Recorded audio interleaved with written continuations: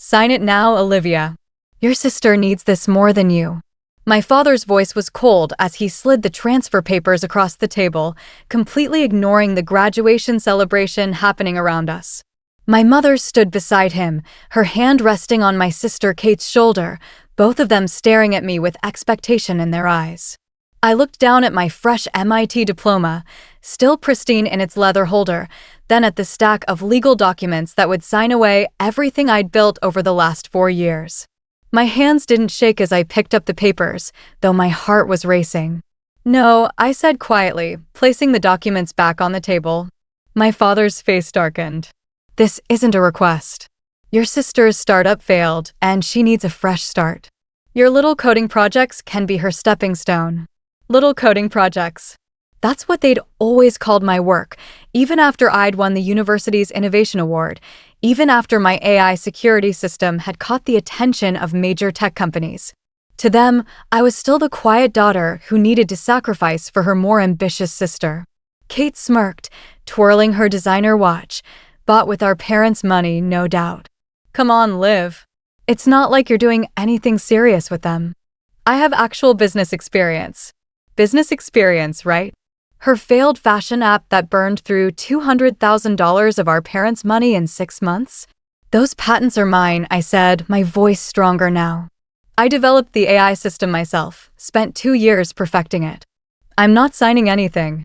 My father snatched up my diploma holder, his face red with anger. You ungrateful little. He ripped the diploma in half, the sound cutting through the restaurant's ambient noise. You think you can disobey me after everything we've done for you? The other diners turned to stare, but I remained calm.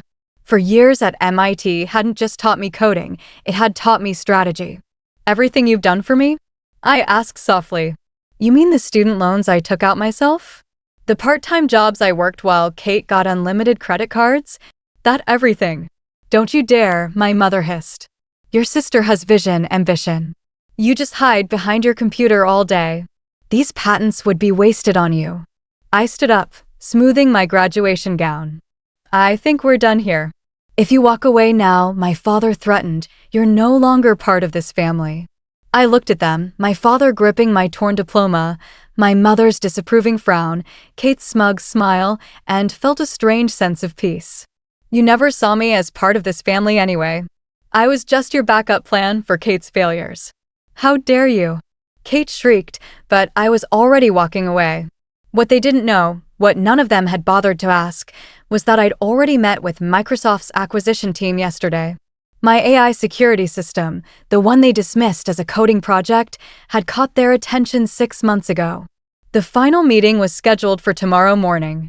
I pulled out my phone as I left the restaurant, dialing a familiar number. Professor Martinez? Yes, everything went exactly as expected. They tried to take the patents.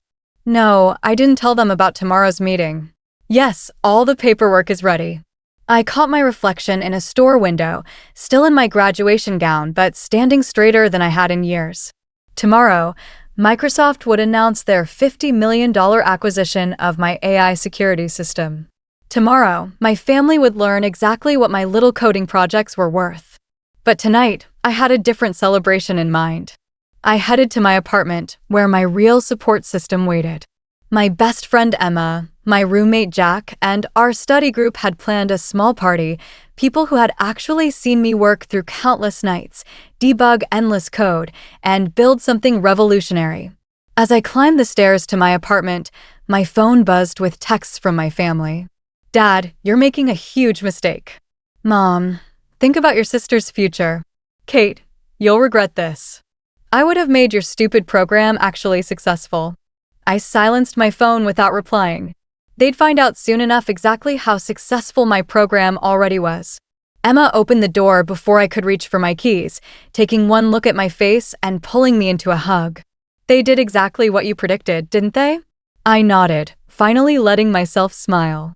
Down to the diploma ripping. Is everything ready for tomorrow? Press release drafted, social media strategy in place, and Jack's got the champagne on ice, she grinned. Ready to shock the tech world, Miss Future Millionaire? For the first time since the disastrous graduation dinner, I laughed. Tomorrow would change everything, but tonight, I was exactly where I belonged, surrounded by people who saw my worth long before any price tag was attached to it. The next morning, I sat in Microsoft's sleek conference room, my torn diploma tucked away in my bag like a battle scar. The acquisition team's lead, Sarah Matthews, reviewed the final paperwork, her expression professional but pleased.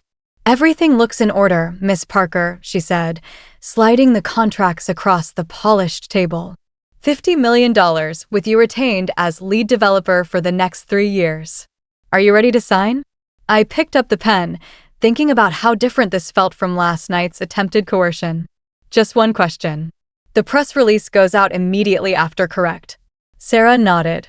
We've coordinated with major tech publications. Your AI security system is exactly what the market needs right now. This will be breaking news within the hour. I signed my name with steady hands, each stroke a declaration of independence from my family's expectations. As Sarah gathered the paperwork, my phone started buzzing. News traveled fast in the tech world, and someone had already leaked the acquisition. The first call was from Kate. I declined it, watching as text messages flooded in. Kate, what the hell? $50 million. Kate, you have to share this with family. Kate, you can't do this. My mother's messages came next. Mom, we need to talk about this as a family. Mom, your father is very upset. Mom, you owe your sister a chance to be part of this. I turned off my phone as Sarah led me to the press conference. Cameras flashed as I shook hands with Microsoft's CEO. My little coding project was now headline news. I delivered my prepared statement flawlessly, describing how my AI system would revolutionize cybersecurity for small businesses. By afternoon, my face was on every tech news website. MIT graduates AI innovation acquired for $50 million. Young female developer revolutionizes security tech. Microsoft's newest rising star. Emma met me outside Microsoft's building, holding up her tablet with the headlines. You're trending on Twitter, she grinned. And guess who's been trying to reach me all morning? Let me guess, my family? Your sister called 6 times. She tried to convince me she was your business partner and needed urgent access to your contracts. I shook my head, unsurprised. And my parents? Your dad left a voicemail saying there must be some mistake, that you couldn't have done this alone. He wants to review the deal with his lawyers. We headed to my apartment, where Jack had set up an impromptu celebration. As we walked in, my phone rang again, this time from an unexpected number. Grandma? Olivia, darling, my grandmother's warm voice filled the line. I just saw the news. I always knew you were brilliant, even when your parents couldn't see it. Tears pricked my eyes. Grandma had been the only one who supported my interest in coding, secretly helping me buy my first computer when I was 12. Thanks, Grandma. That means a lot. Your grandfather would be so proud. He always said you had his inventor's spirit. She paused. Your parents are here, raising quite a fuss.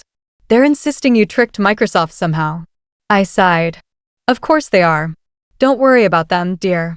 I set them straight, told them how I've watched you work on this for years while they were busy throwing money at Kate's schemes. Her voice hardened slightly. They're just realizing what they've lost. After talking with Grandma, I finally checked my messages. Among the congratulations from classmates and professors was an email from my father's lawyer, demanding a family meeting to discuss the distribution of assets. Emma read the email over my shoulder and snorted. They really don't get it, do they? They think they can still control you. They never saw me, I said, closing my laptop.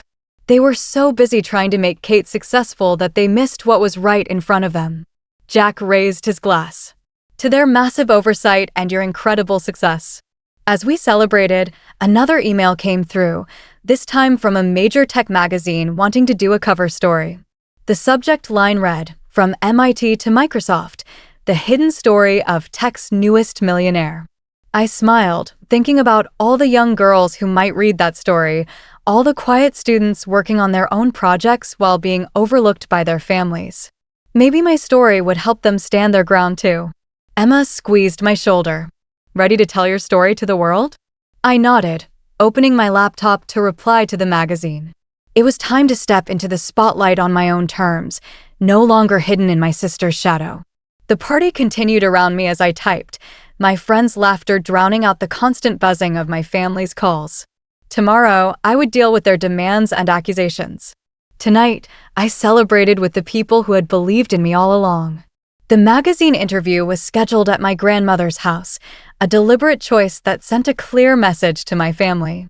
As the photographers set up in Grandma's study, surrounded by photos of my early coding competitions and science fair wins, I heard familiar voices in the driveway.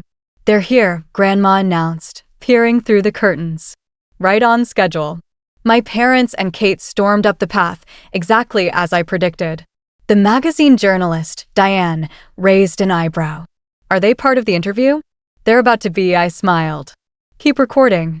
The door burst open, my father leading the charge. "This ends now, Olivia. You're making a mockery of this family." "Please, do explain how my success mocks our family," I replied calmly, gesturing to Diane. "I'm sure the readers would love to hear your perspective." They froze, finally noticing the cameras and recording equipment. Kate's face flushed as she recognized the magazine's logo on Diane's notebook. "You planned this," my mother accused, her voice shaking. "No, Mom. I'm just done hiding. You wanted to force me to sign over my patents. Let's talk about that. You ripped up my diploma. Let's discuss why." I turned to Diane. "My family has an interesting view on success. They believe it only counts if it comes from their chosen child." "Olivia, stop this immediately," my father demanded, but Grandma stepped between us. "No, Gregory, you stop. I've watched you dismiss Olivia's achievements for years. You threw money at Kate's failed ventures while Olivia worked part-time jobs to fund her research. Now you want to claim her success? Not happening." Kate sneered, but I caught the panic in her eyes. "You're just jealous because I was supposed to be the successful one. You stole my chance." "My chance?" I laughed. "You mean like your fashion app that lost $200,000? Or your revolutionary social media platform that never launched? Tell me, Kate, what exactly did I steal from you?" Diane was scribbling furiously, her recorder catching every word. My father noticed and changed tactics. "Sweetheart, we only want what's best for the family. Surely we can discuss this privately. Like how you privately tried to force me to sign away my patents? I pulled out my torn diploma. Or how privately you destroyed this." The photographer snapped photos as I held up the ripped certificate, perfect. The visual would make an excellent addition to the article. "Miss Parker," Diane interjected, "would you say your family's attitude motivated your success?" I considered the question, looking at their faces, my father's controlled anger, my mother's embarrassment, Kate's barely concealed jealousy. Actually, yes. Every time they dismissed my work as little coding projects, it pushed me to work harder. Every time they threw money at Kate's ideas while I took out loans, it taught me financial responsibility.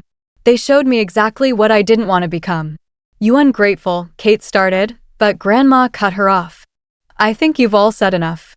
Olivia has an interview to finish, unless you'd like to explain to the readers why you tried to steal her patents."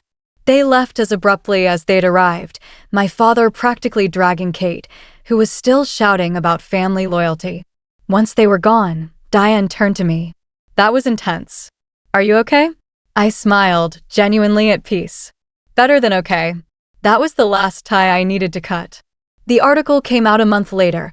Tech's rising star, the truth behind the success, became the magazine's most shared story.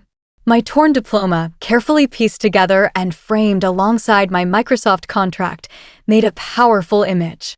The responses flooded in emails from young developers sharing similar stories, messages from parents acknowledging their own biases, invitations to speak at tech conferences about overcoming family expectations. Kate tried to launch a rival tech company, but without my parents' funding, they'd finally learned their lesson about throwing good money after bad. It fizzled within weeks. My parents made several attempts at reconciliation, all centered around family unity and sharing success. I declined each one. Instead, I focused on building something meaningful. I started a scholarship fund for overlooked tech students named after my grandmother. Microsoft's faith in my AI system proved well-founded.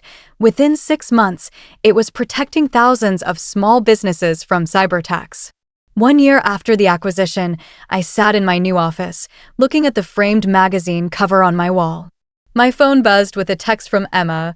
"Your sister's giving interviews about being your inspiration. Want me to send the receipts?" I laughed, typing back, "Let her talk. Success speaks for itself." My grandmother's words from the magazine article had become my mantra. Success isn't about proving others wrong, it's about proving yourself right. Looking out my office window at the Seattle skyline, I felt nothing but gratitude for every dismissive comment, every undermining action, every attempt to hold me back. They had all become steps on my ladder to success.